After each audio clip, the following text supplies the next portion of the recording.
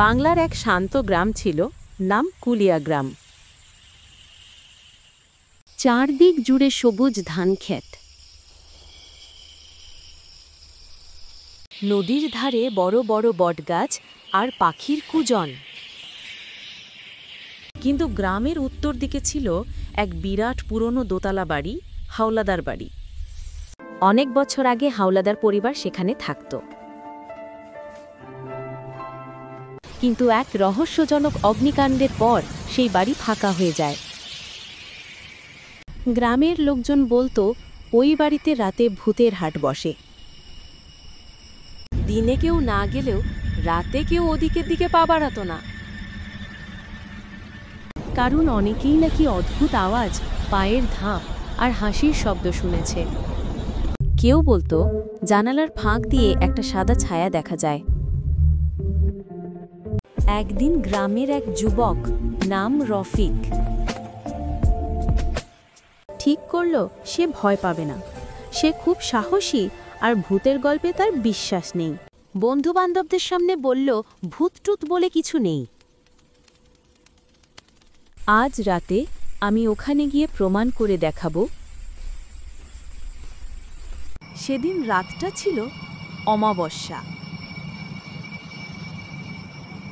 আকাশে চাঁদ নেই, চারপাশ অন্ধকার। হাতে একটা লণ্ঠন নিয়ে রফিক বাড়ির ফটক খুলল। দরজাটা এমন কর্কশ শব্দ করল যেন অনেক বছর কেউ ওটা ছুঁয়েও নি। ভিতরে ঢুকতেই ঠান্ডা বাতাস যেন কাঁপিয়ে দিল শরীর। পুরনো দেয়ালে শ্যাওলা, ছাদের কাঠে বাদুড় ঝুলছে। রফিক সাহস করে সিঁড়ি বেয়ে উপরে উঠল। হঠাৎ যেন কারো হাঁটার শব্দ। সে লণ্ঠন তুলে চারদিকে তাকালো। কেউ নেই, কিন্তু শব্দটা ক্রমশ কাছে আসছে। হঠাৎ পিছন থেকে কারো হালকা ফিসফিসানি। কি এলো? রফিক ঘুরে দাঁড়ালো, কিন্তু কিছুই নেই। হঠাৎ লণ্ঠনটা নিভে গেল। পুরো ঘর অন্ধকার।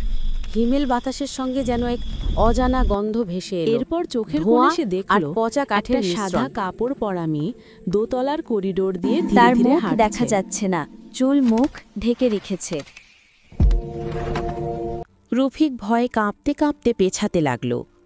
মেয়েটি হঠাৎ থেমে গেল। তারপর মাথা না তুলে কর্কশ গলায় বলল, তুই কেন এলি এখানে? এই কথার সঙ্গে সঙ্গে চারপাশের জানালা হাওয়ার ঝাপটায় একসাথে বন্ধ হয়ে গেল। ঘরে বজ্রপাতের মতো শব্দ হল।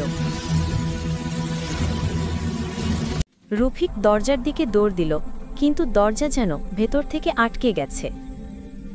পিছনে তাকাতেই মেয়েটি হঠাৎ করেই তার একেবারে সামনে, মুখটা জ্বলে গেছে, চোখ দুটো ফাঁকা গর্তের মতো। চিৎকার করে দরজায় ধাক্কা মারতেই দরজাটা খুলে গেল। সে দৌড়ে বাইরে বেরিয়ে এলো। সকালে গ্রামের লোকজন দেখল। পরের দিন সকালে গ্রামের লোকজন দেখল রফিক অজ্ঞান হয়ে হাওলাদার বাড়ির সামনে পড়ে আছে।